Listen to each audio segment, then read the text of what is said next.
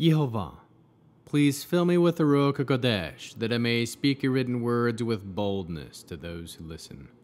I ask all these things in Yeshua HaMashiach's name, amen. We'll start with the Shema, listen and obey. Children of Yehovah, pay careful attention and respond. Yehovah is our power and authority. Yehovah works in unity with himself, and you shall act upon your love to Yehovah with your power and authority, with your thoughts and mind, with your entire body, and with all the muchness that you have. Yod, Hey, Vav, Hey. Hand, behold, nail, behold. Genesis chapter 35. God said to Yaakov, get up, go up to Bethel and live there, and make there an altar to God, who appeared to you when you fled Esau of your brother. Then Yaakov said to his household and all the others with him, get rid of the foreign gods that you have with you, purify yourselves, and put on fresh clothes. We're going to move on and go up to Bethel. There I will build an altar to God, who answered me when I was in such distress, and stayed with me wherever I went. They gave Yaakov all the foreign gods and their possessions and the earrings they were wearing. And Yaakov buried them under a pistachio tree near Shechem. While they were traveling, a terror from God fell upon the cities around them, so that none of them pursued the sons of Yaakov. Yaakov and all the people with him arrived at Luz, that is, Bethel, in the land of the Canaan. He built there an altar and called the place El Bethel, God of Bethel, because it was there that God was revealed to him at the time when he was fleeing from his brother. Then Deborah, Rivka's nurse, died.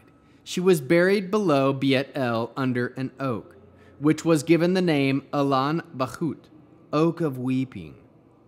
After Yaakov arrived at Padan Aram, God appeared to him again and blessed him. God said to him, your name is Yaakov, but you will be called Yaakov no longer. Your name will be Israel. Thus, he named him Israel. God further said to him, I am El Shaddai. Be fruitful and multiply. A nation, indeed, group of nations will come from you. Kings will be descended from you. Moreover, the land which I gave to Abraham and Yitzhak, I will give to you, and I will give the land to your descendants after you. Then God went up from him, there where he had spoken with him. Yaakov set up a standing stone in the place where he had spoken with him, a stone pillar. Then he poured out a drink offering on it and poured oil on it. Yaakov called the place where God spoke with him Bethel. Then they traveled on from Bethel, and while they were still some distance to go before arriving in Ephrat, Rachel went into labor, and she had great difficulty with it. While she was undergoing this hard labor, the midwife said to her, don't worry, this is also a son for you. But she died at childbirth. As she was dying, she named her son Ben-Oni, son of my grief. But her father called him Benjamin, son of the right hand, son of the south. So Rachel died and was buried on the way to Ephrat, that is, Bethlehem. Yaakov set up a standing stone on her grave. It is the standing stone of Rachel's grave to this day.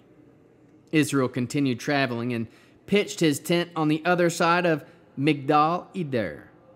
It was while Israel was living in the land that Reuven went and slept with Bilhah, his father's concubine, and Israel heard about it. Yaakov had 12 sons. The sons of Leah were Reuven, Yaakov's firstborn, Shimon, Levi, Yehuda, Yissachar, and Zebulun. The sons of Rachel were Joseph and Benjamin. The sons of Bilhah, Rachel's slave girl, were Dan and Naphtali. And the sons of Zilpah, Leah's slave girl, were Gad and Asher. These were Yaakov's sons, born to him in Padan Aram.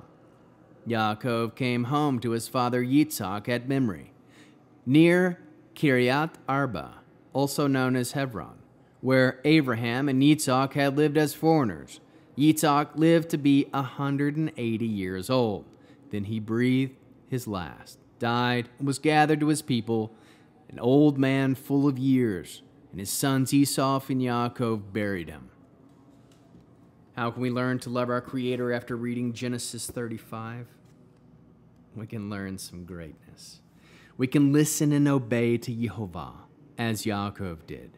Walk on the path Yehovah has set out for you to walk on, in the direction he leads you. Worship Yehovah.